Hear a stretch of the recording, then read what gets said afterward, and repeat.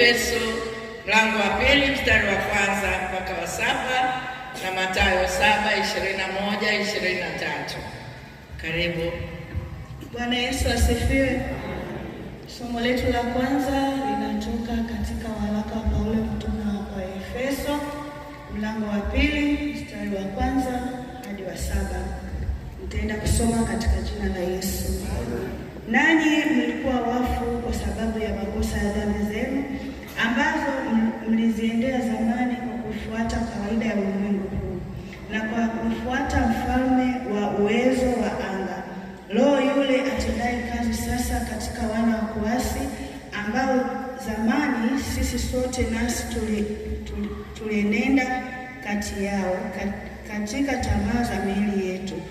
Tuliyatimiza mapenzi ya mwili na ya nia, tukawa kwa tabia yetu watoto wa hasira kama na hao wengine. Lakini Mungu, kwa kuwa ni Mungu wa rehema, kwa mapenzi yake makuu aliyotupenda, hata wakati ule tulipokuwa wafu kwa sababu ya makosa yetu, alituisha pamoja na Kristo, yaani tumeokolewa kwa neema. Akafufua pamoja naye, akatuketisha pamoja naye katika ulimwengu wa roho katika Kristo Yesu. Mstari wa 7, ili katika zamani zinazokuja audhihirishe mwingi wa neema yake upitao kiasi kwa wema wake kwetu sisi katika Kristo Yesu. Hili ndio neno la Mungu. Tunashukuru. Bwana Yesu asifiwe kanisa. Somo letu la pili linatoka Mathayo mtakatifu 7 mstari wa 21 mpaka 23. Nitasoma kwa msaada wa Bwana.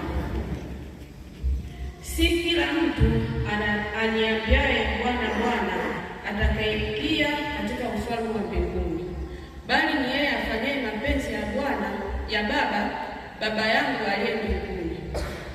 Wengi wataniambia siku ile, Bwana Bwana, hakufanya unabii kwa jina lako, na kwa jina lako kutoa pepo, na kwa jina lako kufanya miujiza mingi?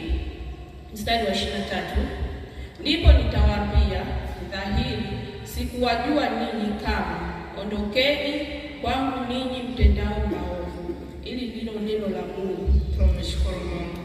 Neno la Mungu ni taa na mwanga wa njia zetu, litumulikie popote tutakapopita, na tuimbe haleluya.